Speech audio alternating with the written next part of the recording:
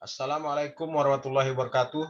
Perkenalkan, nama saya Jumadi, mahasiswa Magister Ilmu Ekonomi Universitas Tanjung Pura. Pada kesempatan ini saya akan mempresentasikan hasil pengerjaan ujian tengah semester mata kuliah Ekonomi Perbatasan, di mana dosen pengampu untuk mata kuliah ini adalah Dr. Erni Panca Kurniasi, SE MSI. Adapun soal ujian tengah semester ini terdiri dari 4 soal, di mana soal pertama adalah mahasiswa diminta untuk menjelaskan masalah perbatasan yang dihadapi oleh suatu negara dengan negara lainnya, serta kebijakan pemerintah negara tersebut untuk mengatasi masalah yang ada di negara tersebut. Dalam hal ini tidak diperkenankan untuk negara Indonesia, sehingga pada kesempatan ini saya mengambil wilayah perbatasan antara negara Amerika Serikat dan Meksiko atau sebaliknya.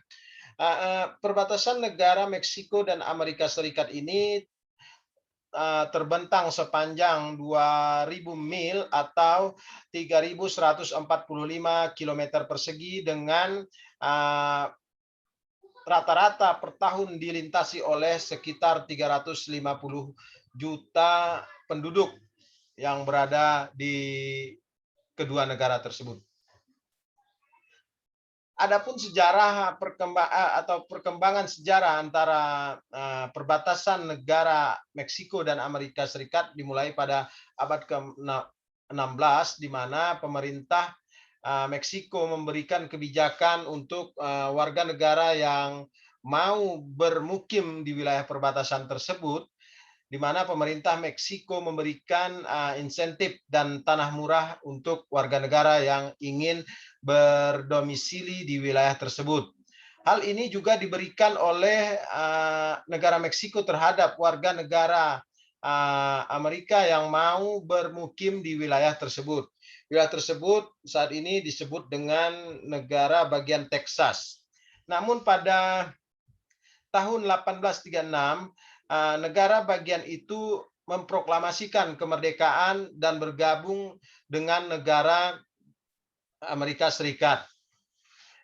Hal ini memicu konflik antara kedua negara tersebut, sehingga pada abad ke-18, yaitu pada tahun 1884, kedua negara melakukan perjanjian untuk masalah perbatasan tersebut, di mana perjanjian tersebut adalah disebut dengan Perjanjian Guadalupe.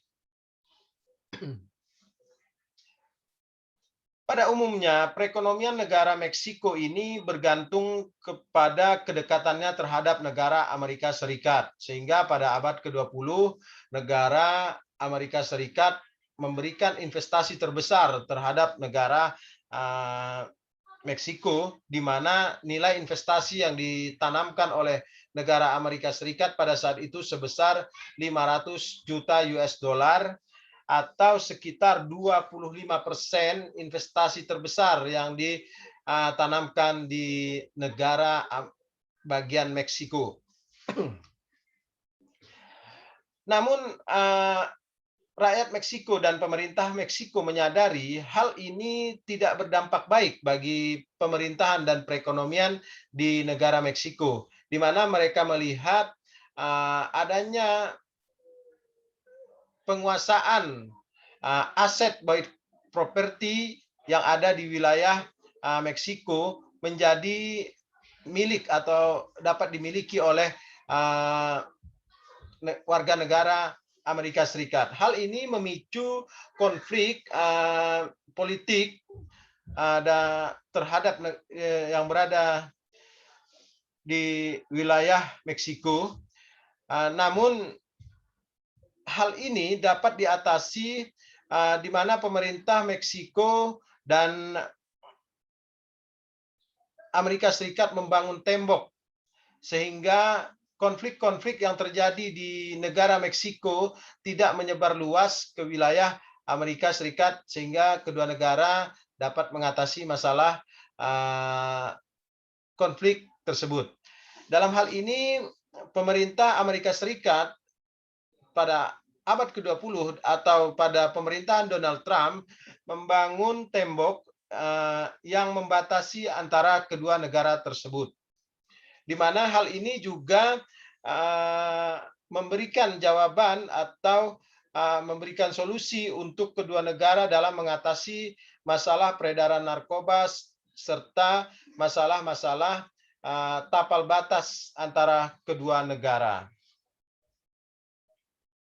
Soal kedua adalah di mana mahasiswa diminta untuk menyebutkan salah satu strategi atau model pengembangan wilayah perbatasan dan jelaskan strategi tersebut dapat mendorong perkembangan wilayah pada negara perbatasan tersebut. Dalam hal ini juga tidak diperkenankan untuk negara Indonesia.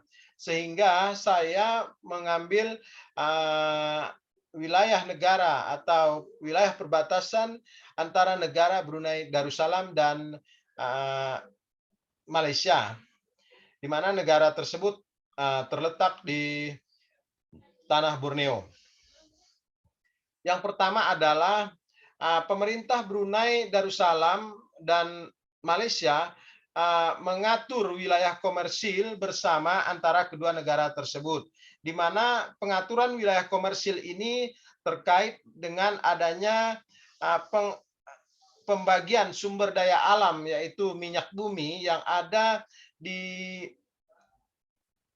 kedua negara tersebut atau di perbatasan kedua negara tersebut. Pada tahun 2013, negara tersebut melakukan perjanjian antara perusahaan perminyakan nasional Malaysia dan perusahaan nasional Brunei Darussalam melakukan pembagian hasil minyak yang ada di wilayah perbatasan tersebut, walaupun sampai saat ini belum ada persentase berapakah yang dimiliki oleh Malaysia dan berapakah yang harus dimiliki oleh Brunei Darussalam. Namun hal ini saya melihat bahwa ini adalah itikat baik antara kedua negara untuk menyelesaikan masalah-masalah yang ada di perbatasan kedua negara tersebut, sehingga negara tersebut tidak konflik dalam membagi sumber daya alam yang ada di wilayah perbatasan tersebut. Selain itu, pemerintah Malaysia dan pemerintah Brunei Darussalam juga membangun daerah yang menghubungkan kedua negara tersebut dengan membangun jembatan persahabatan antara kedua negara, yaitu negara Brunei Darussalam dan negara Malaysia atau negara bagian Sarawak. Selain itu, pemerintah negara Malaysia dan negara Brunei juga membangun dermaga penyeberangan feri, yaitu yang berada di Malaysia, berada di Sungai Labuan, serta yang berada di Brunei Darussalam adalah dermaga Serasa yang menghubungkan antara kedua negara tersebut. Kemudian soal ketiga adalah mahasiswa diminta untuk menjelaskan dampak positif dan negatif dengan adanya suatu kawasan perbatasan serta berikan analisanya. Dampak positif antara kedua negara adalah yang pertama, akulturasi budaya kedua negara. Yang kedua, perdagangan ekspor impor antara kedua negara. Akulturasi budaya kedua negara di sini dimaksudkan adalah misalnya negara Indonesia dengan negara Malaysia, di mana perbatasan ini berada di misalnya wilayah perbatasan Sarawak dengan wilayah Indonesia, yaitu Pulau Kalimantan, di mana budaya-budaya masyarakat setempat merupakan memiliki ciri khas yang sama, yaitu budaya masyarakat Dayak yang berada di Sarawak dan di Kalimantan Barat. Sehingga budaya-budaya tersebut memiliki daya tarik untuk wisatawan-wisatawan misalnya dari negara Malaysia untuk mempelajari budaya masyarakat Dayak yang berada di Kalimantan Barat. Atau sebaliknya, masyarakat Kalimantan Barat yang ingin mempelajari budaya Dayak yang berada di negara bagian Sarawak. Selain itu, selain budaya Dayak juga mungkin budaya Melayu, ya di mana kedua negara tersebut memiliki ciri khas rumpun suku bangsa Melayu, di mana warga negara Melayu di negara bagian Sarawak ingin mempelajari budaya di Indonesia, misalnya di Pontianak, Kalimantan Barat, atau sebaliknya. Perdagangan ekspor impor di sini untuk memicu pertumbuhan ekonomi kedua negara, di mana misalnya negara Indonesia memerlukan bahan-bahan hasil olahan industri yang dari Malaysia bisa masuk melalui pintu perbatasan, dan negara Malaysia misalnya memerlukan bahan baku dari industri tersebut, misalnya hasil-hasil perkebunan, hasil pertanian itu dapat melalui wilayah atau jalur perdagangan wilayah perbatasan tersebut, sehingga dapat memicu pertumbuhan ekonomi dari kedua belah pihak.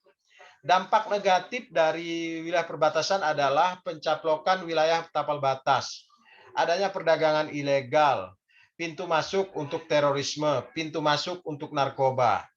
Namun untuk dampak negatif ini, kedua negara selalu memberikan benteng yang kuat agar tidak terjadi hal-hal tersebut. Misalnya untuk wilayah pencaplokan wilayah batas, kedua negara membentuk atau membangun tapal batas yang menunjukkan ciri khas dari negara masing-masing. Dan perdagangan ilegal, mungkin kedua negara melakukan kebijakan, misalnya warga negara Indonesia yang belanja tidak melebihi dari batas maksimal untuk belanja di negara Malaysia dan sebaliknya. Kemudian pintu masuk terorisme ini lagi tren sekarang, yaitu pintu masuk terorisme, di mana pemerintah Indonesia juga menempatkan baik aparat TNI atau Polri yang ditugaskan untuk mengawasi wilayah perbatasan. Selain mengawasi masalah terorisme, juga mengatasi masalah narkoba yang sering terjadi di wilayah perbatasan. Soal keempat adalah dari 7 perbatasan darat yang berstatus PLBN di Indonesia, yang mana menurut Anda lebih prospektif, dan berikan analisa Anda. Jadi menurut saya yang lebih prospektif ya adalah PLBN Aruk. PLBN Aruk. Mengapa saya mengatakan seperti itu? Karena PLBN Aruk itu merupakan batas yang dekat dengan wilayah pantai. Wilayah pantai di mana Kalimantan Barat memiliki pelabuhan Kijing yang sedang dibangun, itu memberikan dampak yang signifikan terhadap pertumbuhan ekonomi untuk kedua wilayah tersebut. Selain itu, PLBN Aruk ini berbatasan dengan wilayah pesisir di Kalimantan Barat bagian utara, di mana potensi-potensi wisata dapat kita jual. Misalnya di daerah Singkawang, daerah Paloh, memiliki pantai yang indah sehingga menarik untuk wisatawan yang berada di negara Malaysia untuk masuk ke Indonesia. Saya kira cukup analisa saya untuk keempat soal tersebut. Kurang lebihnya saya mohon maaf dan saya ucapkan terima kasih. Assalamualaikum warahmatullahi wabarakatuh.